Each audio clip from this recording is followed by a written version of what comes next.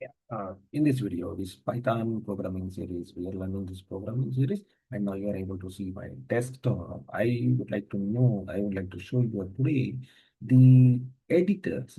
We will actually work on the what do you call editors of Python, which are used online, and how do they work and what do we do. Okay, so now let me take you to what do you call my web browser, which I've already opened, and I'm at the web browser, right? So I'm at the web browser. So what do I want to actually show you in this particular place is that you can see there is a first thing called Google Colab. I think you can see what is given here. This is a Google Colab. So this is number one, what we can actually expect to work on. So this is one of the editors, what we can look at. And the other one, if you see, let me show you the other one. This is the programmies.com Python programming online compiler. And this is also one of the simplest tool we can utilize.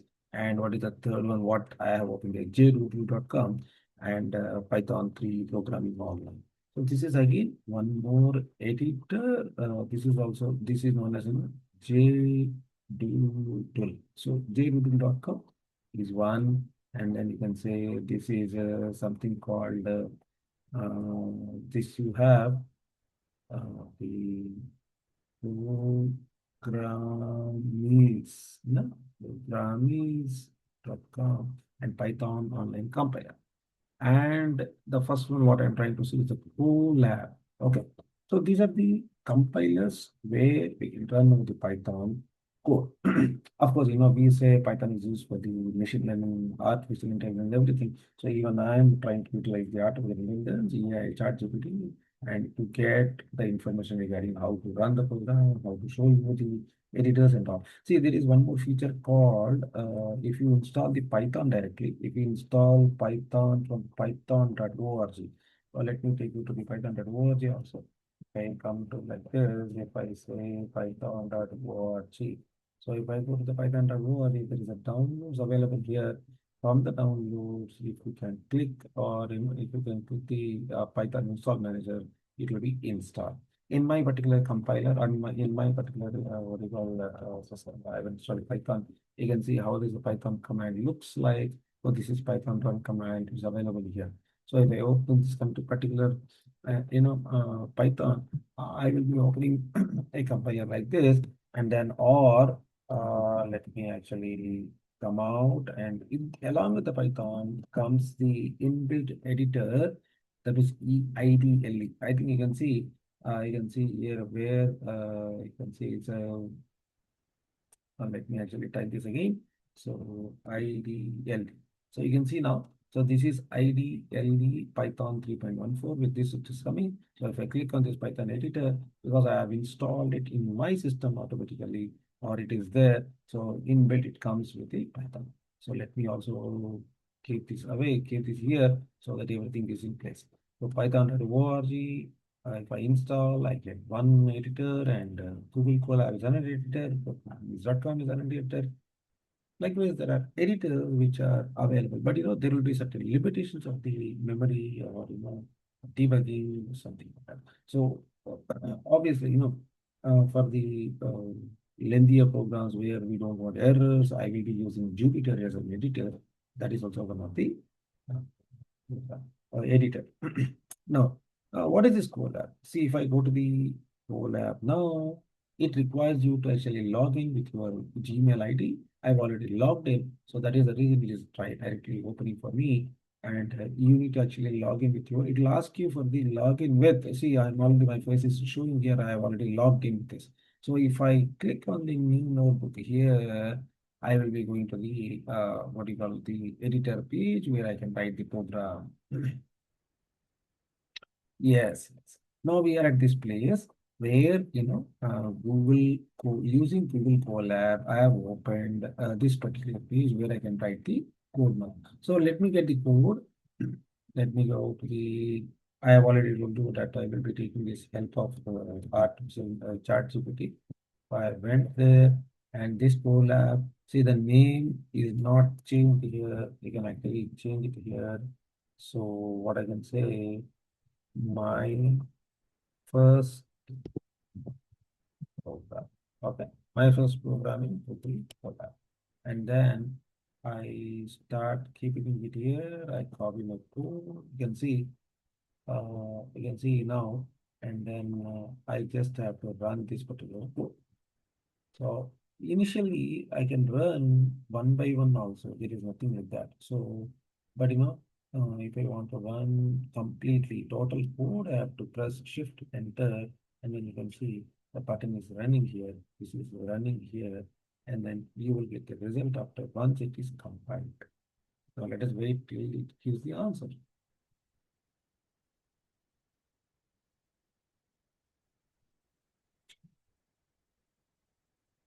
Yes.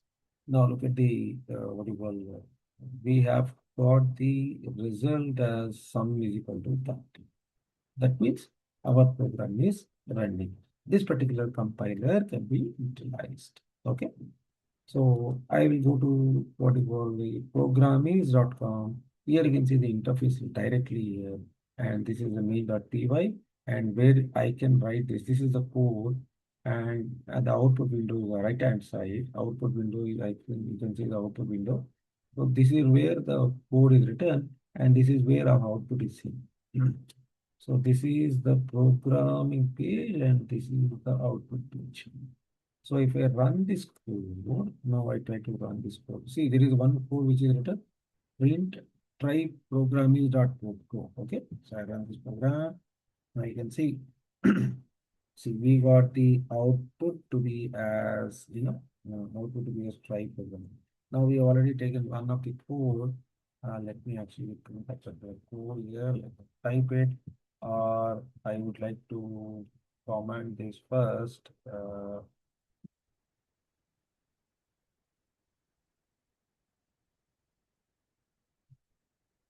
Yeah. So let me check whether I can run one of the other.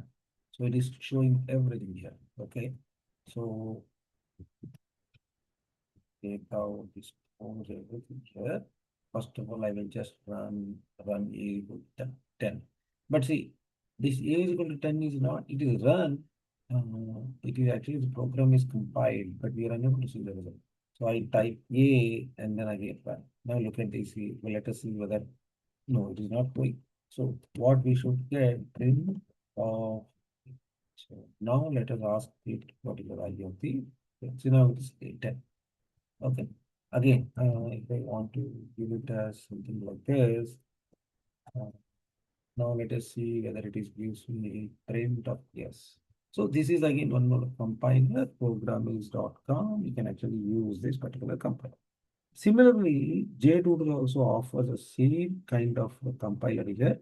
So you can actually open a new project here and then try to run the code and then see the output here. This is output window. So you can see this is the output window and the code where we write, this is the code area. So this particular workspace is for the code. So let me actually work on this compiling. I will work on this. See, there is something called execute.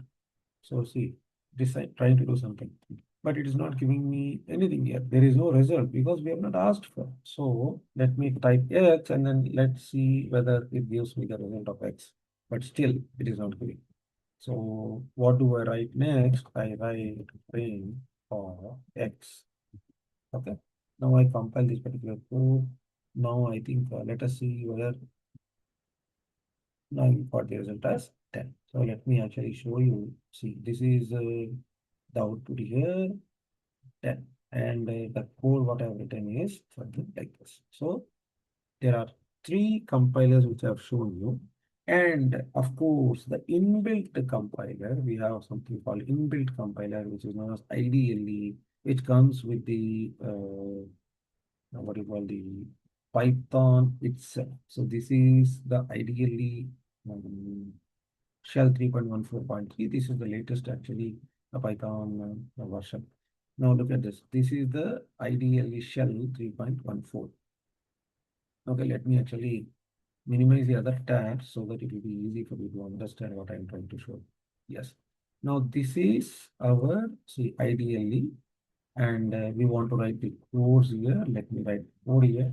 If I say x is equal to 10 and then press enter and then press X and then C. So such type of compilers or, ideally integrated development learning environment. Let us go to the help and see about ideally you can see Python's integrated development and learning environment. See, this is best for the beginners to understand the code, how it is executing line by line. You can actually check everything. See, you have ideally doc, Python docs F1, turtle demo. So Python docs, if you see, you'll get entire help of the Python. So they wherein you can see the programming part, you can take the example, everything. Now, similarly here, print x. If I say print x, will it run? So print x is that. So like again, if I want to print the what do you call x also, let me try with another and only single column, see, single apostrophe. So there are, this is another editor what we use. Now, the other editor what we will try to explore, which is available with my system is Jupyter Notebook.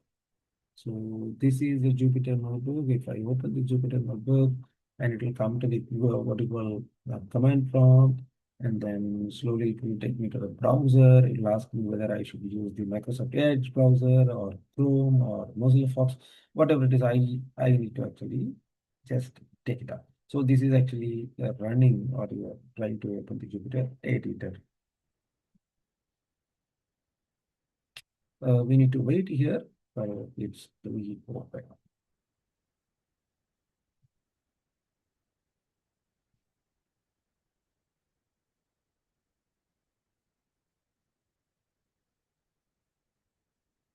That's really wonderful. So we are into the Jupyter page. It has taken us into some other browser here.